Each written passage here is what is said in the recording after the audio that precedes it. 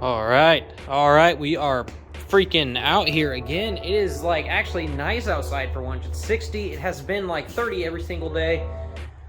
Decided to come out here and do some work before I actually have to start using this heater down here to actually heat this place up, which this is actually pretty large. The heater does pretty good, but I don't want to have to use it yet.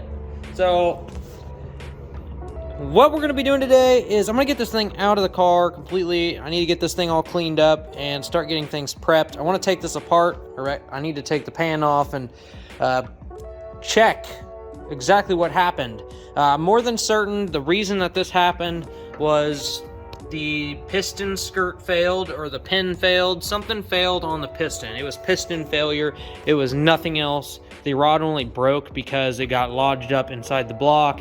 That's why there's holes in the block. And then the rod, one part of it, exited. So everything is good. Just straight up, for anybody who is gonna freaking sit here and say that this was because of my tune, you're an idiot. All right, I got it to where we're ready to pull it out, but I just kind of want to see this rod that's poking through the block. I mean, it's not really a rod. Oh, I did not have the jack on there good enough, apparently. Oh my God. Oh, thanks Ryan for your mount. At least this one's still good. Haven't figured out about the other one yet. The rod cap poked a hole through the block. That's freaking insane. So I drained what was left. There was still some oil in the pan. There was also a boatload of E85 because at 7,000 RPM, I was straight spraying. So drained it all out. Once I get this out of here, I'll take the pan off, and hopefully there are bearings in the pan. I hope that we can check out the bearings. Obviously, I'll take the caps off everything else, and we'll see how everything else looks. It sucks because, you know, this thing still looks like a brand new rod cap. The freaking rod itself is completely dicked, but hey. Alright, so I was taking this guy out and was doing everything I possibly could to not make a mess. I even zip tied the drive shaft to the tail housing so that way it wouldn't leak out, and I totally forgot that the shifter housing makes a freaking mess, man. Look, my freaking garage floor is gonna be dyed blue. I mean, you can, kind of really tell that, hey, that's at least oil. So I'm gonna have to shop back that up because I do not want that. That's gonna reek later on. But now that the engine's sitting on the floor, like literally that hole is so enormous. Like it's so big, man. So I really am surprised how messed up my engine mount is. See guys, shop backs are good for a lot of different reasons, and I'm not going to wipe a mess up off the floor. I'm going to shop back it up. I use this here thing. You guys can see I made a coolant mess from the Supra when I was changing something, and the shop back does a great job at sucking whatever the heck up you want to suck up. Get back on there. Cue annoying vacuum sounds while I suck up fluid.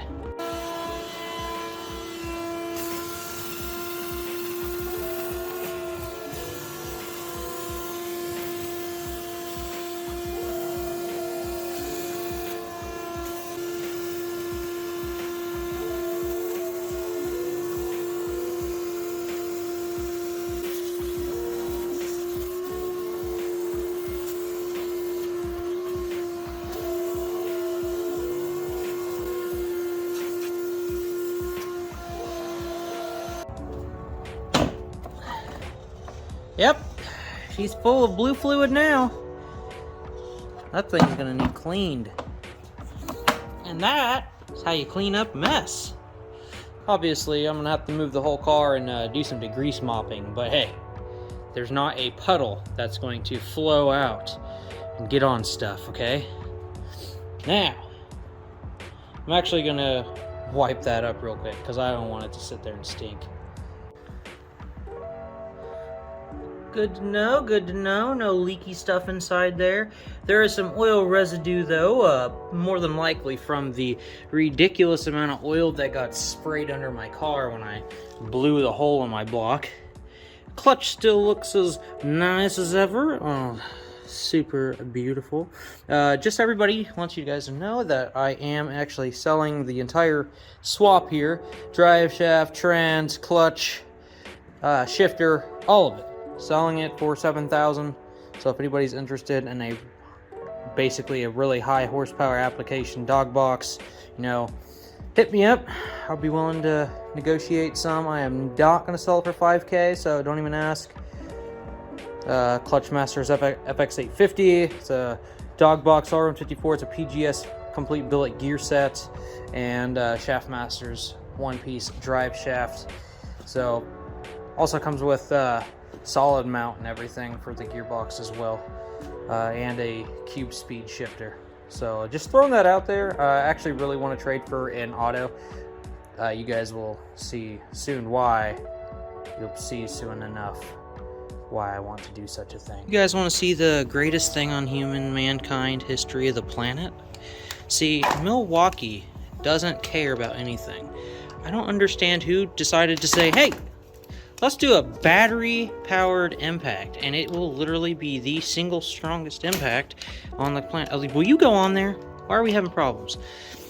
So here, this is all you do. You just take the old Milwaukee impact, put her straight on there. Kablam! Okay, we're gonna have to two-hand. All right. Also, just want you guys to know, these are red Loctited also. So it takes a lot more, and then I put a lot on there. Takes a lot more than 90 foot-pounds of breakaway force to knock these guys loose. So, yeah, it barely even struggled. No, get back here. I don't want to lose you. You're important.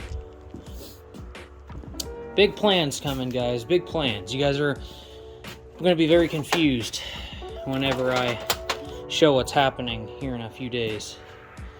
I don't know whether it's going to be happiness or sorrow. Okay, I'm back out here. We are going to freaking get this thing flipped over because I got to take it apart so that way we can see what's going on the inside. Now, dag snabbit, I forgot that I'm going to have to take all the stuff off the front. There we go. Part one down. Throw you right over there with all my other expensive stuff. And we should be set straight here. I'm going to have to go ahead and show you guys how you take off a freaking crank bolt there, because crank bolts are always the best. So what you do is you take your old Milwaukee impact and you just crackety-rackety and it's off. And there you go. That's how you take that off. Just go put you right over here because you're at least salvageable. And then we have to use the other thing to get that off because unfortunately there ain't nothing taking this crank pulley off without something to take it off.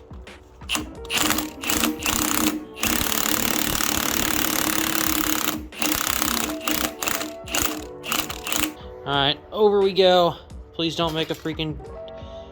Oh, yep, it's about to make a mess. Oh, you can hear stuff in my pan.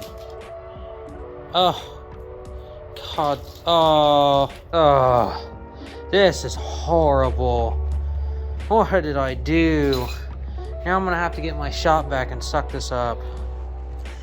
Okay, well, on with this. We're going to yank these pans off and stuff and get down to the business. Oh my god, I was unbolting it. Also, look at all that metal. I was unbolting it, and another part of my pan fell off. Look at the... Oh my god, okay, I'm gonna have to pick all that up. Look at that! That's what it actually is. I'm legitimately missing a massive portion of my block, bro. Dude, what the hell is it? What is this? What? Oh, that's my pan. Literally, look at the... You know the cool thing about this is I don't have to loosen any extra bolts. Like, they're already loosened. It's freaking awesome. Also, I just realized that I put the bolts in the wrong spot, bro. Oh my god, what did I do that for? That was stupid. Idiot. Alright guys, so here we have the bottom end. Before we jump into that, I just want to show right here is actually one of the bearings. This is the bearing from the rod that blew up. As you guys can see, there is no bearing material share, like there was no wear, okay? So essentially this thing was still cooking. She was still nice and smooth and perfect. There was nothing to show for where you guys can see where the copper is, right there on the edge. There was no bearing, like anything that you see was because it just got beat the crap out of by the bottom end. Okay, so I've got all these loose except for the 6 and 1 cylinders. I've also got the main caps loose as well. So we're going to take the main caps off, check the bearings. Okay, that one looks decent. Obviously, we got to keep in mind that some of these are probably going to look a little bit iffy because of the engine running right at the very end. Obviously, nothing made it to the head. If you guys followed me to that, nothing made it to the head there. So set that back on there. There's a main cap or a rod cap. You can see there is some scoring, more than likely from the nasty stuff there. There is no rod or no copper showing on the bearing, so very good sign. Obviously, it's going to mimic the other side if there is. So, okay, here's another main cap. Ah, dang it. Okay, that one looks good as well. So what we're looking for is, obviously, if there's going to be some material, some bearing material, it's going to be because of detonation or something like that. And obviously, if we look, all these bearings, which are all OEM, mind you, are still good, okay? Well, good in a way that you could put it back together, or you could have done an oil change on it, and she'd have been good to go. Another rod. Oh, same story there. A little bit of scoring. Obviously, the crank looks good. Hell, if the crank didn't get the crap kicked out of it and the rod would have cleanly came off and killed itself, then I probably would have been able to reuse this block. Right there, looked like there was some... Nope, that wouldn't have even done anything. That wasn't anything at all. Oh, yeah, there was a piece of metal there that made it through, but must have stopped right at the very last second. That's not gonna move. That's not gonna move. Doesn't matter. It's gonna show the same story across the whole thing. Obviously, the bearing on the rod that exploded looked like the rest, obviously in a more mangled way. There is a thrust washer. Thing looks brand new. Also, by the way, this bottom end here is a it was 40,000 mile GE block. So yeah. So sadly, I don't think that the low mileage bottom ends are the good ones. It's the ones with a boatload of miles, and that is given Jared Ward's car went 8.1 at 174 miles an hour on a bone stock bottom end. It made over 1,100 horsepower, and that bottom end probably had like 250,000 miles on it. That is the full teardown of the engine. I'm not going to take it all the way out. There's literally no point. I'm just going to scrap the whole damn thing. There's no point in freaking keeping any of this. I'll keep the main. I want the housing. It's new. Thanks for watching. If you guys liked the video, hit the like button, subscribe if you're new, and hit the little bell icon. Keep up to date with all my new uploads. I got some super awesome stuff coming for you guys. You guys are going to be super stoked. For those of you watching, probably already know what's happening, but for those of you guys that don't know, I hope you guys are ready, because it's going to be controversial, but I love it. It's awesome.